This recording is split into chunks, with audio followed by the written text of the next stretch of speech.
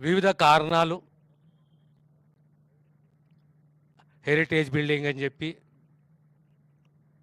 Issue గౌరవ హైకోర్టులో ఉండడం, దీనివల్ల జాప్యం జరుపుకుంటూ వచ్చింది. మనం ఏ ప్రాంతానికి పోయినా, particularly in the entire country, one institute is recognized in the world as a branded. We got so many brands in medical services, but one of the top brands is Osmania Medical College. And the doctors we are given to the society, to the Indian society, and to the world. వీళ్ళు కళ అందరిది, మాకు కొత్త ఆసుపత్రి కావాలని చెప్పేసి. ఈ ప్రక్రియ మొదలై సుమారు 6 మాసాలలో ముఖ్యమంత్రి గారు రేవంత్ రెడ్డి గారు ఓ పట్టుదలతోటి హాస్పిటల్ని షిఫ్ట్ చేయదు ఇతర ప్రాంతాలకు కొంతమంది ప్రపోజల్ పెట్టారు. చెంచల్గూడ ప్రాంతము గవర్నమెంట్ ల్యాండ్ ఉంది, గవర్నమెంట్ ప్రింటింగ్ ప్రెస్ ఉంది, ఆ ఏరియాలో ఇంకా వేరే ఏరియాలో గవర్నమెంట్ ల్యాండ్ అవైలబుల్ ఉంటుందో అక్కడ హాస్పిటల్ ఏర్పాటు చేయాలని చెప్పి. కానీ గత 100 సంవత్సరాలు 1919 నుంచి 1919 ఫస్ట్ అఫ్జల్గంజ్ హాస్పిటల్, తర్వాత ఉస్మానియా హాస్పిటల్, సుమారుగా 10-12 కిలోమీటర్ల రేడియస్లో వేలాది ఇండ్లకు కుటుంబాలకు ఒక భరోసా, వైద్య సేవలు ఒక భరోసా, ఓ బ్రాండ్, ఓ నమ్మకాన్ని కనిపించిన ఉస్మానియా హాస్పిటల్ని ఎక్కడ తీసుకుపోకూడదు, ఇక్కడ దగ్గరగా ల్యాండ్ అవైలబుల్ ఉంటుందో అక్కడ మనం నిర్మించాలనే ఓ నిర్ణయం తీసుకొని ఇప్పుడున్న ఉస్మానియా హాస్పిటల్ సుమారు 22 ఎకరాలు, ఈ గోషమేల్ మొత్తం ల్యాండు 38.5 ఎకరాలు ఉంటే ఈ హాస్పిటల్కు 26 ఎకరాల 32 గుంటలు, దానికి తోడు 32 లక్షల పైచిలుకు స్క్వేర్ ఫీట్, 5 భాగాలు, in patient, out patient, residency, auditorium, academic,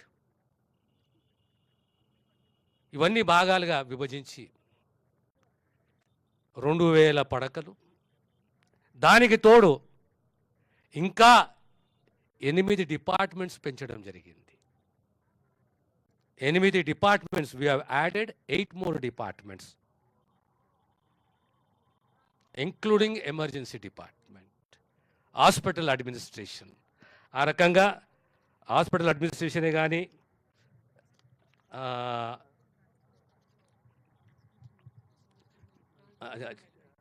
transfusion, ఇది geriatric, palliative, rheumatology, emergency medicine, hospital administration, physiotherapy, transfusion medicine and genetics, కొత్తగా 8 డిపార్ట్మెంట్స్ని ఉస్మానియాకు సంబంధించిన అనుబంధ 9 హాస్పిటల్ ప్లస్ యాడెడ్ 8 డిపార్ట్మెంట్స్, అంటే ఓవరాల్గా 40 డిపార్ట్మెంట్స్. రేపొద్దున ఏ ట్రీట్మెంట్ కావాలన్నా first we have to protect the brand Osmania. Next ఏ మాలుపురం ప్రాంతం నుంచి ఆ కుటుంబం, పేద కుటుంబం ఉస్మానియాకు వచ్చిన సంపూర్ణంగా 100% ఇది లేదు, ఈ డిపార్ట్మెంట్ లేదు అనే కంప్లైంట్ రాకుండా అన్ని డిపార్ట్మెంట్ల ద్వారా సేవలు అందించాలనే ఒక ఆలోచనతోటి ముఖ్యమంత్రి గారు తీసుకున్న నిర్ణయం ఇది. దీని వ్యయం సుమారు 2700 కోట్లు. The cost of entire building infrastructure, equipment, mortuary, Dharamshala, hostel buildings, classroom, everything together, it is about The cost is about 2,700 crores. The plinth area I have already mentioned, it is 32 lakhs and above. We'll be having 12-story buildings. And 4 దిక్కులో కూడా road, ఎక్కడ ప్రజలకు, ప్రాంత ప్రజలకు కూడా ఇబ్బంది కాకూడదు. పక్కకు 10-11 ఎకరాల పోలీస్ ప్రాపర్టీ, అందులో గ్రౌండు. భవిష్యత్తులో దాన్ని హెలిప్యాడ్గా తీర్చిదిద్దాలి ఆ గ్రౌండ్ను కూడా. ఎమర్జెన్సీ ఇక్కడ పేషెంట్ వస్తే, హెలికాప్టర్ వస్తే అక్కడ మనం రిసీవ్ చేసుకోవాలని, అది హెలిప్యాడ్ ఉండాలనే ఉద్దేశంతో కూడా ఆ పోలీస్కు దాంతో సహా హెలిప్యాడ్ రూపంలో కూడా దాన్ని వాడుకోవాలని చెప్పేసి ఒక ఆలోచన ప్రభుత్వానికి ఉన్నది. So today 1919, 2019, 2024, and it is an historic day. And everywhere, wherever, as an health minister, wherever I go to a conference or inauguration or deliberations, some alumni who is practicing somewhere in US, UK, Australia, somewhere, he'll definitely, we wish each other. The first question he asks is, sir, when are we getting the new Usmania hospital? And today, the dream has come true. Hopefully in next 2 years' time, we are going to complete the entire structures. I once again thank my department. దానికి తోడు ఈసారి first time తెలంగాణలో చాలామంది డాక్టర్లు శాసనసభ్యులు అయ్యారు. వీళ్ళందరూ కూడా ఆరాటం, మాకు కాలేజీ హాస్పిటల్ కావాలి అని చెప్పేసి. ఇంకో అదృష్టం, మా యొక్క డిపార్ట్మెంట్కు సెక్రటరీ కూడా అల్యూమినియా ఉస్మానియా. అంటే అన్నీ కలిసి వచ్చినాయి, కళ సాకారం కాబోతున్నది. ఈరోజు భూమి పూజ జరిగింది. రాబోయే కాలంలో 2.5-3 సంవత్సరాలలో కొత్త హాస్పిటల్ పూర్తి కాబోతున్న విషయాన్ని మరొకసారి మీ ద్వారా తెలంగాణ సమాజానికి, తెలంగాణ ప్రజలకు తెలియజేస్తున్నాను. ధన్యవాదాలు.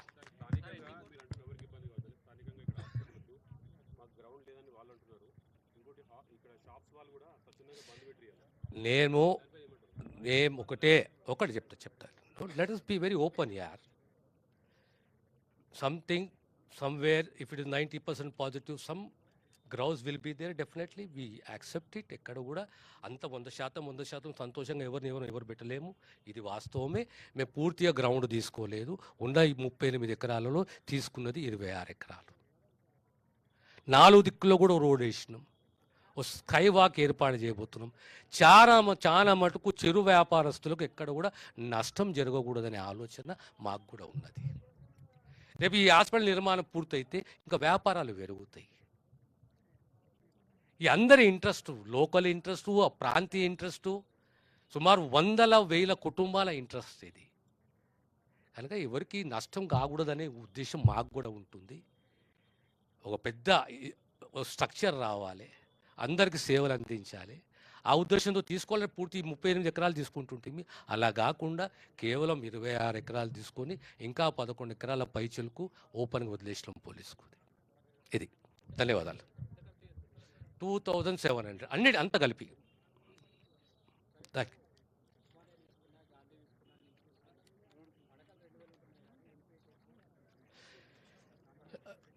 పేషెంట్లు అంటే ఆలోచన ఏంది అంటే, రేపొద్దున గతంలో మనకు ఉన్న అనుభవాలు. So every incident will teach you something. ఇప్పుడు మనకు ఉదాహరణ చెప్తాను. హాస్పిటల్ అడ్మినిస్ట్రేషన్ అనేది కేవలం ఒక గాంధీలోనే ఉండే. ఏ రకంగా అయితే ప్రభుత్వ హాస్పిటళ్ళు కూడా ప్రైవేట్ హాస్పిటల్కి అడ్మినిస్ట్రేషన్తో నడవాలి, ఇలాంటి మార్పు తీసుకురావాలి. సో దీని రేపు రాబోయే కాలంలో ఇటు కార్పొరేట్ వ్యవస్థ ఏ రకంగా నడుస్తుందో ఆ రకంగా మా డాక్టర్సు, మా సమాజానికి సేవ అందించే మా డిపార్ట్మెంట్ డాక్టర్సు, వాళ్ళు కూడా ఇలాంటి బాధ్యతలు ఏ రకంగా విభజించాలి బాధ్యతలని, ఒక సర్వీసెస్ ఒకటి, అడ్మినిస్ట్రేషన్ 2, ఓ 3-4 భాగాలు చేసి ఆ రెస్పాన్సిబిలిటీని పెంచాలి అనే ఒక ఆలోచనతో ప్రభుత్వం ఉన్నది. ఇప్పుడు ఉదాహరణ ఇక్కడ ధర్మశాల, నిమ్స్‌లో కడుతున్నాము. గతంలో ఉన్న చేదనుభవాలని అన్నిటినీ సరిదిద్దుకుంటూ రాబోయే 20 సంవత్సరాలకు, 30 సంవత్సరాలకు ఏ అవసరాలు ఉంటాయి, ఆ అవసరాలను దృష్టిలో పెట్టుకొని ప్రభుత్వం నిర్ణయాలు తీసుకుంటుంది.